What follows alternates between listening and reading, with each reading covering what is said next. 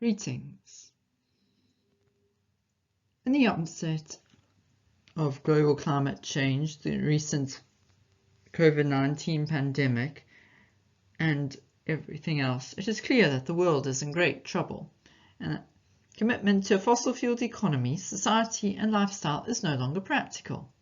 Electricity generated by oil, coal, gas, and to a lesser extent nuclear, has systematically accelerated climate change to an all-too-real threat, jeopardizing the future of many small island developing states and other global nations. Increasing emissions temperature, sea level rise, species migration, biodiversity loss and extinction, ocean acidification for coral reefs, and an actual increase in the number of climate-related extreme events and the increased intensity, frequency and duration means that we can no longer afford to dismiss the problems and react as business as usual. Petroleum, oil and diesel create too many ecological hazards, including spill and emissions risks, as do fossil fuel sources. An unusual consensus among scientists and other people has led to the Global Paris Agreement and the need to act on climate change. However, many of the solutions that we are embracing are not going too far enough. And that is why we need a change. Therefore, this podcast will look at the prospects of and risks associated with marine renewable ocean energy to empower our generation away from climate change and land-based terrestrial sources towards the oceans to regenerate our sustainable, climate-resilient blue economy future from post-COVID-19 recovery and non-fossil fuel powered age. I, Dr. Japtaya, founder of Blue Economy Future, creator on LinkedIn and website and movement, will devote this 6th episode of How to Save the Planet and Create Our Future to this burning issue and how it can help save and empower our blue economy.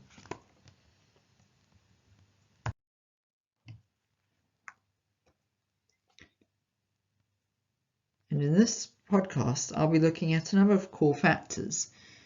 These factors include, but are not limited to, variation into what is the blue ocean sector, what are the different policies and successes that have been associated with it.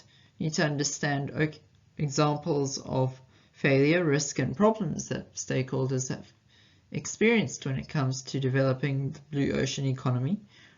It is really helpful if we want to persuade people to understand that there is a growing market prospect for it, and to also further develop the fact that there are disadvantages, risks, solutions, and opportunities.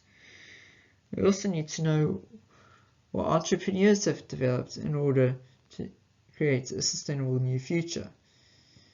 Global increasing attention has been towards more inclusive impacts, preserving society's ecosystems and our cultural heritage. Previous podcasts have spoken about the great value of the blue economy and the strategies involved, and how it is increasingly seen globally as our salvation and the chance to help ourselves. However, the blue economy has a number of core risks. Chief and foremost of these are global climate change. And currently, we have a great deal of problems to face in the world. But this does not need to be doom and gloom. We have our great opportunities, and these opportunities include marine renewable energy. Although ocean renewable and thermal energy has for decades been thought of as a proposed solution, yet it has remained underfunded and undersupported since even the 1980s. The International Renewable Energy Authority, IRENA, and the UN estimate up to 400% of our global energy consumption could be covered by the oceans, and it could support over 120 gigawatts at present. There's still significant growth to be developed across Africa, Latin America, the South Pacific, Caribbean, and many other regions, with only a comparative handful of commercial successes basically dominated around Europe, America, and Asia. IRENA estimate that offshore wind energy production could rapidly accelerate tenfold from 22.8 megawatts to 228 megawatts between 2020 and 2030. Most recently, the upcoming COP26 event and Paris Agreement on climate change, combined with IMO and other commitments to maritime decarbonisation and trying to reduce global emissions increases by 120. Global emissions increased to 1.5 degrees by 2020, indicates that so much more remains to be done. Most recently, there have been developments in Scotland and the UK itself on how the significant growth prospects associated with this industry and its potential. The EU have also looked at offshore wave and solar wind power energy across Europe and as part of the Green New Deal to develop centrally. Barbados is among the first Caribbean nations to actually look and take across this area seriously, and there's even potential growth prospects in offshore wind, oceans, currents, tidal wave, wind energy and other propulsion systems, with various research grants and incentives being committed by the USA and the UK, among others.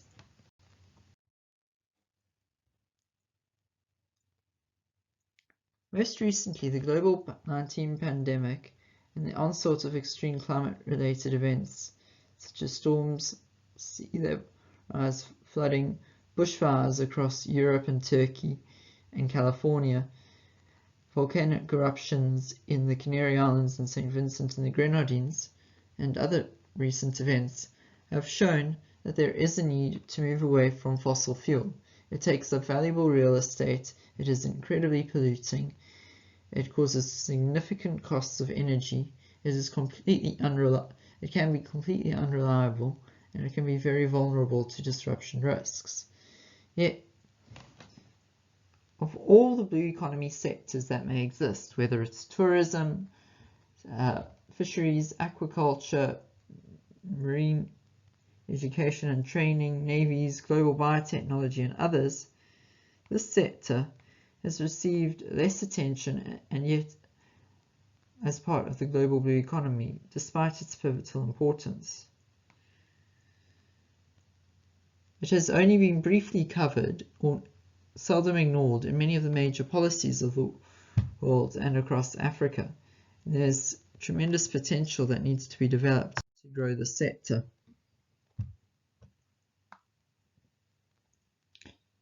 Then we have to... So, if we want to know how to develop marine renewable and ocean energy, we need to realize just what it is. Although internationally there is no legal formal definition, which may provide some uncertainty, we could argue that the origins or production processes of it are generally derived from an ocean, river, lake, marine or other offshore non-land-based solution. There are various different types, which will be covered in subsequent sections as to what the different definitions and types might be. These include, but are not limited to, options such as offshore wave and wind energy, tidal power, currents, salinity gradient, bioenergy, floating solar voltaic, using changes in thermal and heat differences in the ocean, difference in the salinity levels in the oceans, and of course algae, biotechnology and biomass-based fuels. Among the most common areas and simplest to understand is offshore wind energy, primarily utilized through turbine-based technology. There have been a number of commercial examples, although still only at a comparatively low level of around 12 gigawatts, mostly concentrated in Europe with a few projects across America and China. Then of course the other main form of marine renewable energy is that of harnessing the ocean waves, which has different various devices and techniques in order to try and concentrate. There is talk of making this technology greater cheaper, and yet this has the opportunity to produce up to a quarter or 29,500 terawatt hours of the world's total marine energy requirements. So, offshore waves. and along with offshore wind and other energies, these will require significant contributions and equipment. In certain areas, the option of tidal energy exists, which harnesses the power of the regular power of the tides, which continue to fluctuate and develop. There are only a handful of these projects, but have proven to work across Canada, China, France, and the USA, although at least another terawatt of power could be generated. And it has proven to be itself both regular and fairly cost-effective.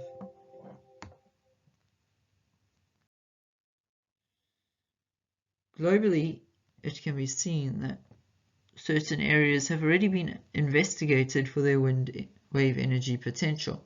Primarily, these waves are least strong around the more sheltered areas of Southeast Asia, the Arab Peninsula, parts of West Europe and North Coast America, and remain strongest principally around the areas of the South Pacific, South Atlantic, and South Indian Ocean, along with the extreme north, for both the wave energy, and similar distributions exist for tidal energy. Then, of course, there only exists in pilot stages, but other energy has been existed to consider both that and harnessing the ocean wave currents across such as the Benguela, Equatorial, Mozambican, Atlantic, Indian, Pacific, and other currents. Then other additional energy relies upon the differences in across surface and below surface heat or thermal energy conversion, or OTEC, to distinguish the differences between them and different products.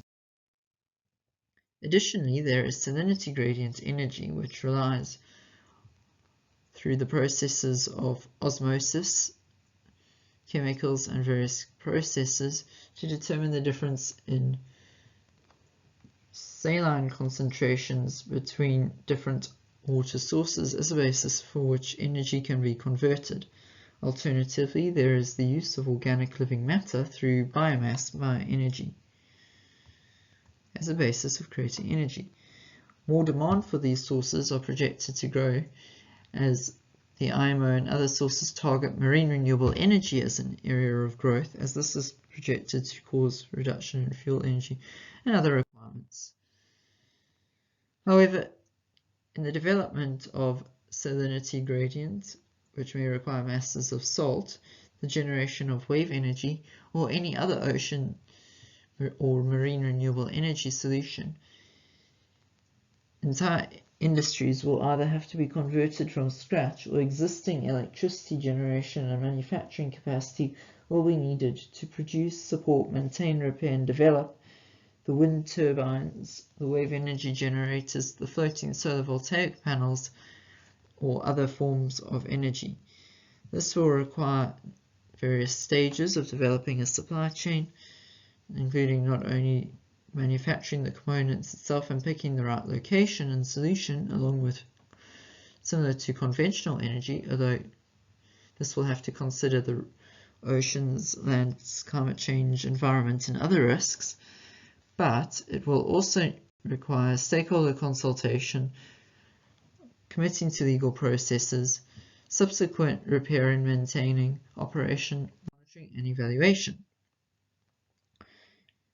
So there are several examples here that exists, as stated, whether it's floating solar voltaic, whether it's taking the difference between the salinity or the thermal heat wave energy pressures, whether it's using offshore wind energy production, or whether it's harnessing currents and tidal energy.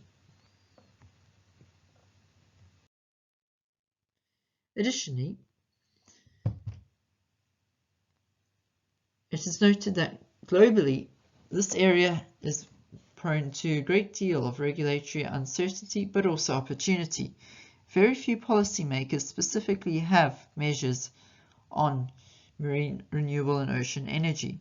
Any potential entity who's wishing to invest or operate a facility in this area will be mostly reliant on shore-based guidelines and solutions, which may not always be the most particularly appropriate.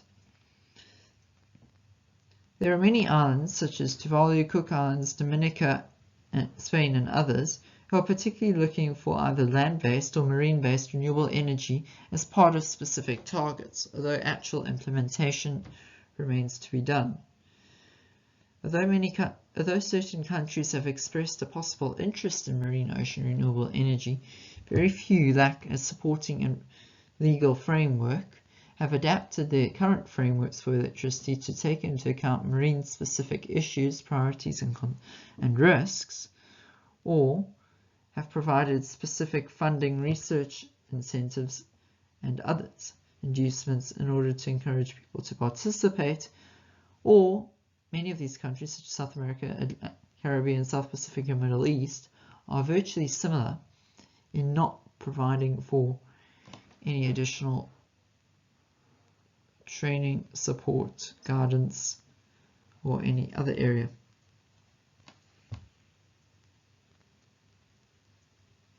In 2004, many areas still remain the need to develop energy. Stakeholders can, however, learn from the promising developments legally to develop a framework from the handful of countries and areas that have potentially investigated the legal projects. These include the state of Maine, Canada, Norway, and also the investigation of the Malefic project under the UK and Europe. You have to decide and consider whether the absence of this legislation causes problems or whether changes need to be made. China has also specifically investigated the potential of marine renewable energy in its recent 5-year plan, whereas Ireland are also seeing the potential benefits for developing local economic activity.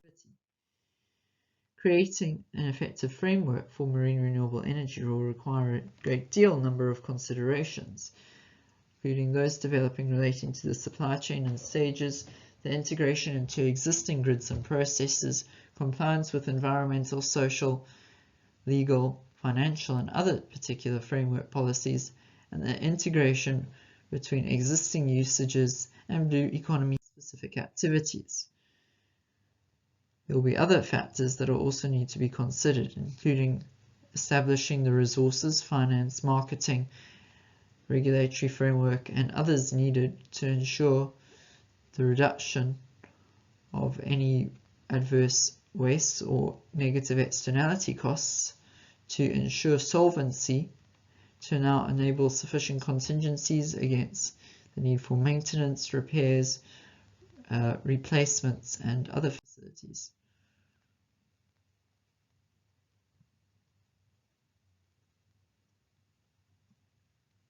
Developing the sector has, however, led to a number of core successes and promises in marine renewable and ocean energy. The technology has proven itself to work across the world for various of these kinds, if only at pilot stage projects, including Norway, England, New York, and others, Canada. Hawaii has proven itself that ocean thermal energy conversion can be particularly affordable. Canada has managed over 20 gigawatt hours per year since the 1980s, yet has potential to generate up to 255 terawatt-hours from tides and 1,600 from waves. Previous studies may be a bit outdated, such as Trinidad and Tobago and Oregon, have also proven existing capacity to do so. In Trinidad and Tobago, it has also been touted as a replacement for the draining depleted oil stocks. Examples of each particular individual technology do exist across America, the UK, Caribbean, France, and other locations. Therefore, the project has shown itself to be technically feasible, commercially capable, and environmentally responsible done. However, it becomes a lot more challenging for this podcast than any other researcher to notice what happens in terms of failure. Understandably, perhaps, many stakeholders, despite the value it may provide, are highly reluctant to share any project failures, test case pilots stages, or developments that have not successfully led to enough volume of electricity produced as cheaply or as effectively as possible. There are quite a few, many of these inspiring entrepreneurs and investors that may have had grand ideas but subsequently went bankrupt, including Pelamis, Wave Power, Aquamarine, OceanLink, and WaveGen. Unlike the fossil fuel and traditional fuel sources such as coal, natural gas, nuclear, and even solar and shore-based and wind energy, marine renewable and ocean energy lacks the same marketing capacity, familiarity among stakeholders, access to resources, and understanding. There are few examples of commercial success or failure that stakeholders can find to learn from. Many parts of the world are absent from funding, like even pilot projects, and have considered them to be significant risks involved, despite the huge benefits. Moving forward, the global market for marine renewable and ocean energy could be extremely profitable and rewarding if we in fact allow and encourage it. For example, over 2,000 to 4,000 terawatt hours, or up to 400% of our global energy requirements, could be met from the oceans and the marine areas. We would not have to rely on any land-based energy if we were prepared to be really radical. Although comparatively few commercial examples exist, more and more pilot projects are being developed simultaneously. One market survey managed to identify in 2019 180 sources.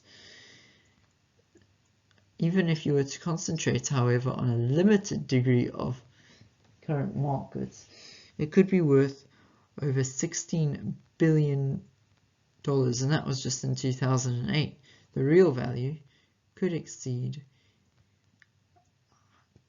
hundreds of billions of pounds, or even more, in being totally replaced, just in direct cost savings. This excludes all the potential cost savings from improved environment, quality of health, and other considerations.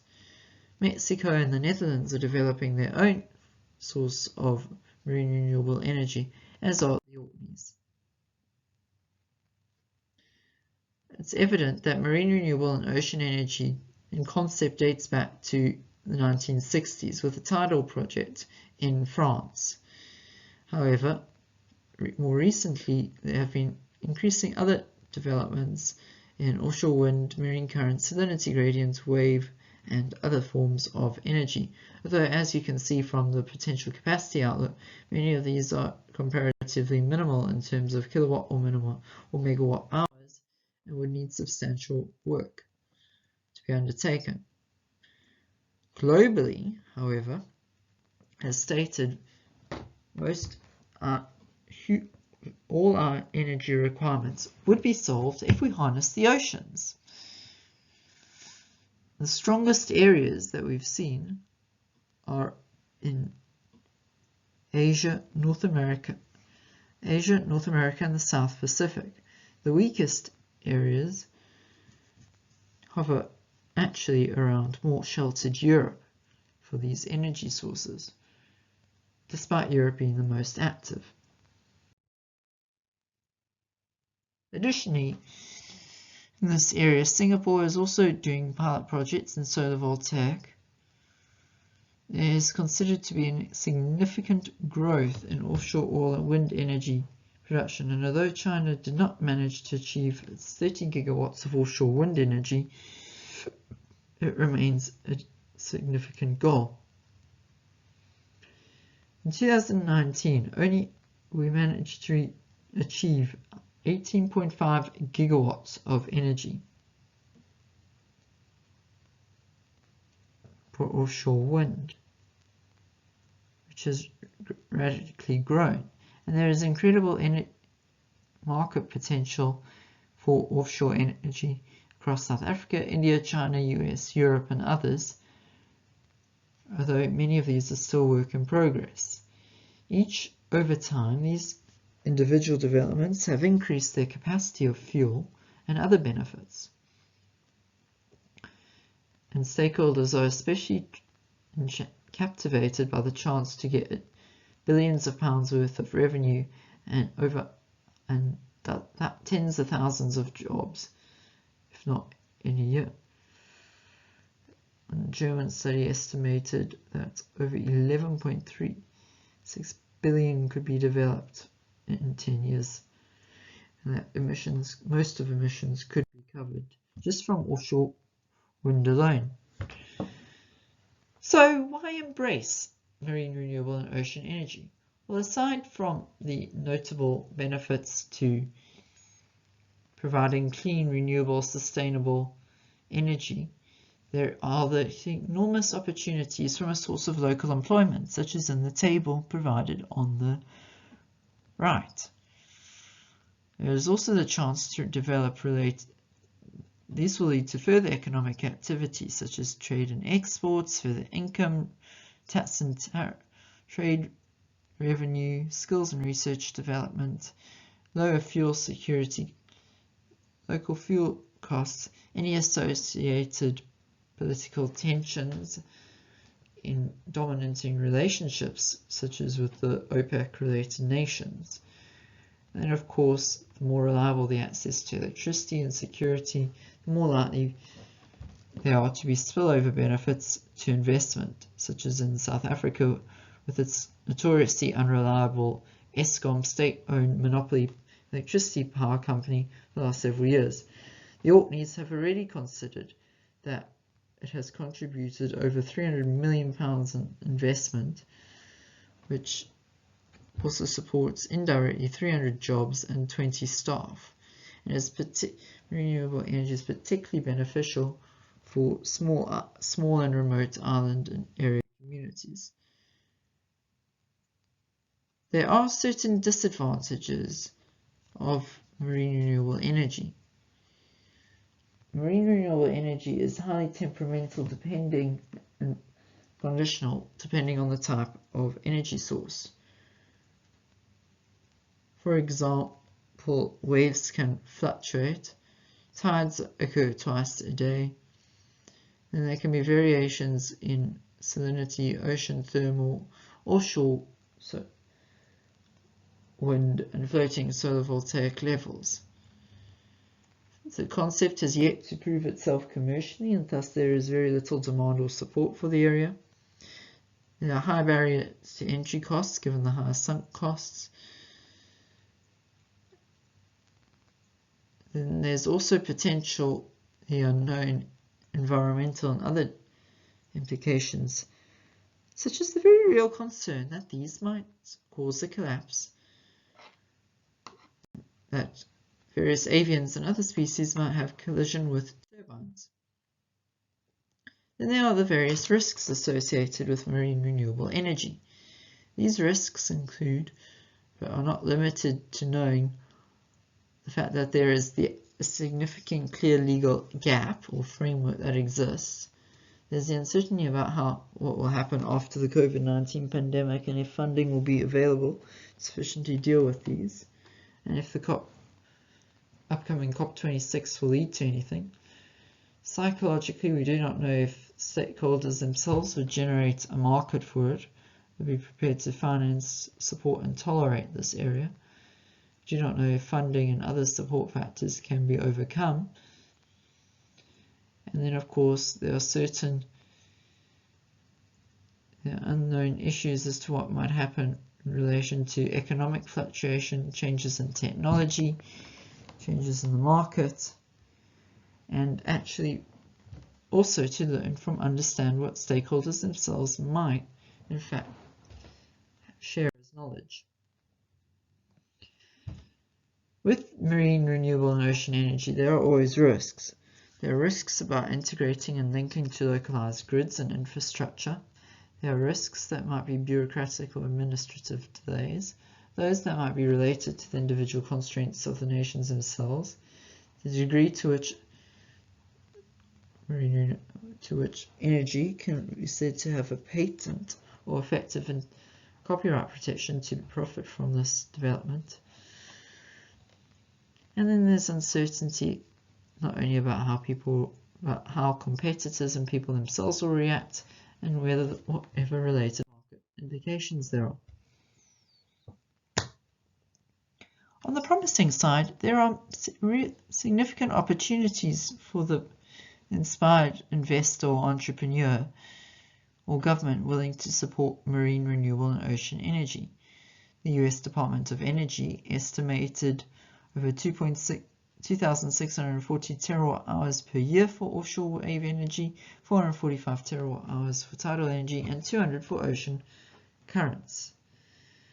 There's been great opportunities envisioned from not only covering remote outposts and island communities to military installations, scientific research and equipment, emergency search and rescue, the whole growth in the ARV market, which is projected to grow rapidly, microgrids for tourism, fishery, sustainable aquaculture projects, and other developments.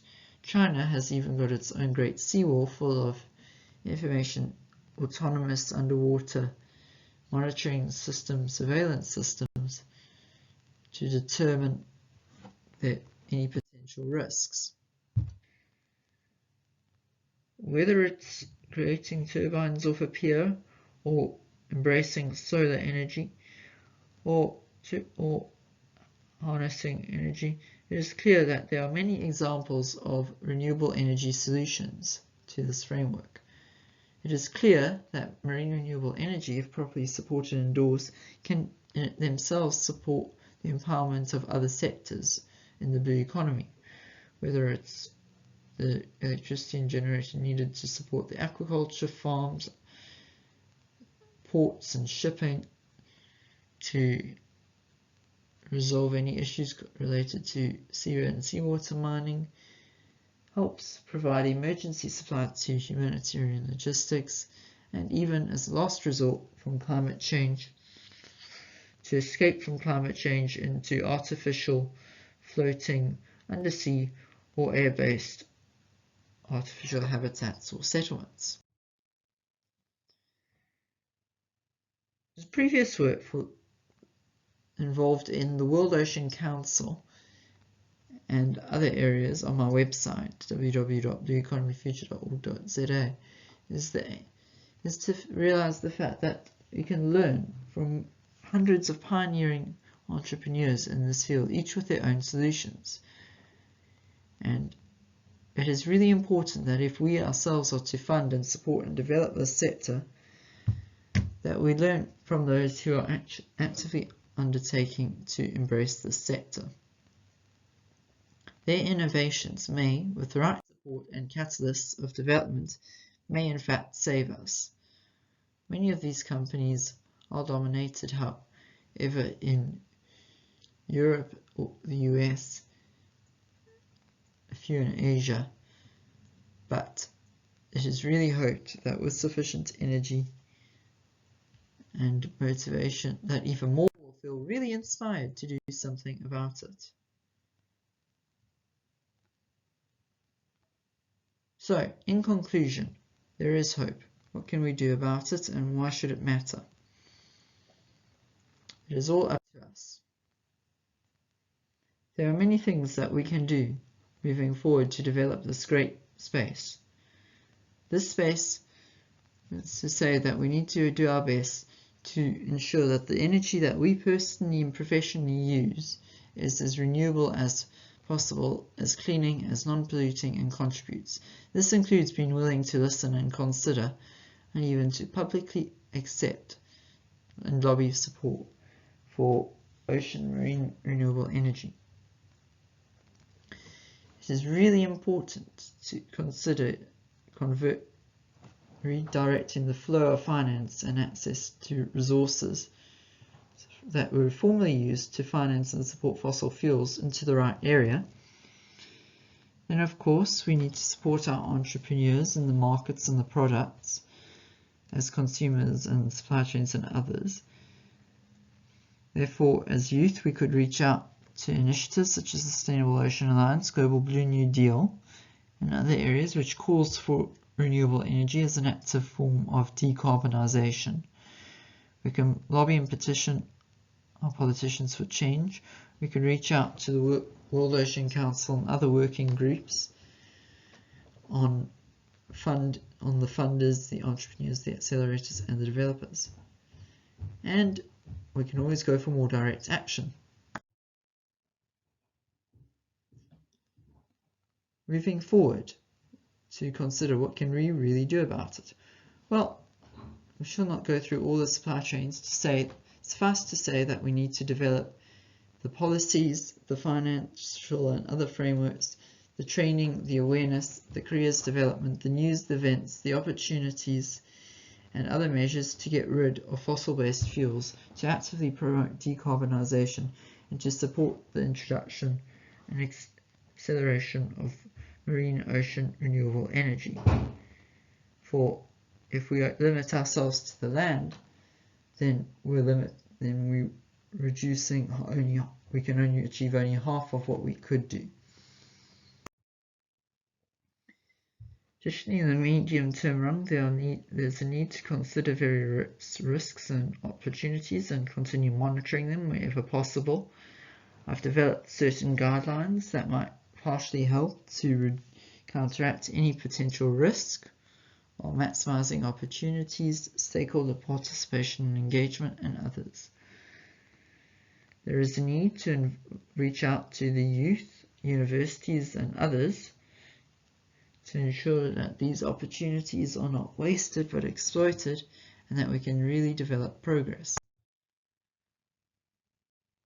And so, to move forward, we need to ensure that we have sufficient resources to develop and commit to this area, that we are prepared to incorporate marine ocean energies as part of the sectors, and we need to ensure that any risk or event that happens is properly monitored and resolved to deal with solutions.